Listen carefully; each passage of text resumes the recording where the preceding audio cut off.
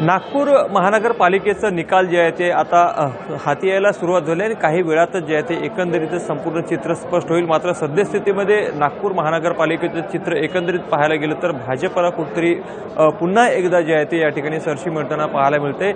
मागील 3 वेळा जे आहे ते सलग भाजपने या ठिकाणी आपली सत्ता जे आहे ते काबीज ठेवली होती आणि यावेळेस चौथ्यांदा सुद्धा चौकार मारेल का याची सगळ्यांनाच आतुरता होती। जवळपास तो जो विजयाचा आकडा लागतो त्याहीपेक्षा अधिकच्या पुढे जे आहे ते सद्यस्थितीमध्ये भाजपचे चित्र जे आहे ते एकंदरीत सध्याला जे आहे ते या ठिकाणी विजयाच्या घोडदौडीमध्ये दिसतोय।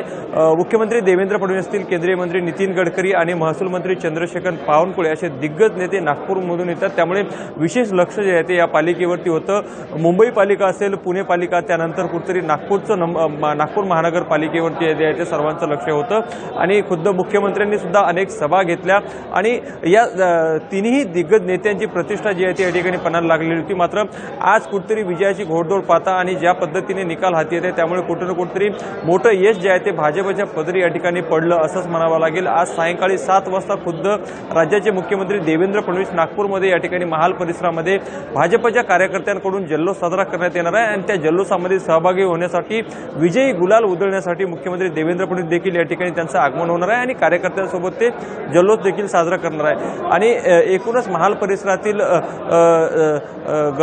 नितीन गडकरी यांच्या घराजवळ जे आहे ते संपूर्ण हे पदाधिकारी एकवटणार आहे। प्रतिवेळेसच जेव्हा महापालिकेचं विजय जे आहे ते भाजपच्या पदरी पडतं त्यावेळेस याच ठिकाणाहून जे आहे ते विजयाचं गुलाल जे उधळत असतात आणि ती परंपरा कायम ठेवत यावेळेस सुद्धा हा विजय पदरी पडल्यानंतर याच ठिकाणी जे आहे ते एकंदरीतच हा विजयी जल्लोष जे आहे ते भाजपच्या वतीने केलं जाणार आहे आणि खुद्द मुख्यमंत्री त्या ठिकाणी उपस्थित राहतील।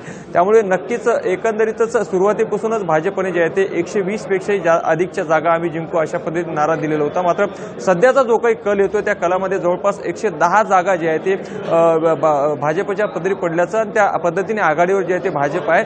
मात्र 100चा नारा देत आम्ही 100 जागापेक्षा अधिक जिंकू असा नारा देणारी काँग्रेस जे आहे ते सद्यस्थितीमध्ये अजूनही तिशी सुद्धा त्यांना गाठती आलेली नाही। त्यामुळे मोठं पराभव जे आहे ते काँग्रेसला या ठिकाणी मिळतो आहे। सोबतच उद्धव ठाकरे यांची जी शिवसेना आहे, जी पूर्वी एक संघ असताना त्यांना नागपूर महानगरपालिकेमध्ये 2017 मध्ये अवघ्या 2 जागा जिंकता आलेल्या होता। मात्र आता शिवसेना विभागलेली असताना सुद्धा उद्धव ठाकरेंच्या शिवसेनेच्या सद्यस्थितीमध्ये 2 उमेदवार जे आहेत ते सध्याला विजयी झालेले आहेत। त्यामुळे नक्कीच त्यांना एक मोठं यश जे आहे ते या ठिकाणी मिळालं असंच म्हणावं लागेल। सोबतच अजितदादा यांच्या राष्ट्रवादीच्या सद्यस्थितीमध्ये एक उमेदवार आहेत आबा पांडे म्हणून, त्यांनी एक त्यांचा विजय जे आहे ते संपादन झाले आहे। त्यामुळे अजितदादा यांच्या राष्ट्रवादी देखील खातं जे आहे ते नागपूरमध्ये सध्या उघडल्याचं चित्र आपल्याला पाहायला मिळतं। एकूणच काही क्षणामध्ये जे आहे ते संपूर्ण नागपूर महानगरपालिकेचं चित्र स्पष्ट होणार आहे।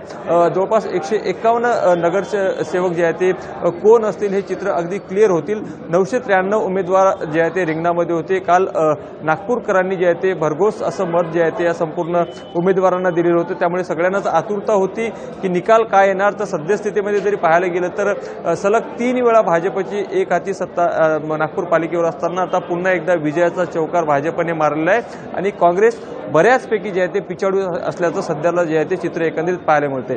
तर याच पद्धतीने आता एकूणच जे काही संपूर्ण 151 जागांचं जेव्हा चित्र स्पष्ट होईल त्यानंतर सुद्धा याच पद्धतीने लोकशाही मराठीवर संपूर्ण आपल्याला अपडेट दिली जाणार। तोपर्यंत थांबूया। नमस्कार, मी ज्ञानेश्वर पवार, लोकशाही मराठी करता नागपूर।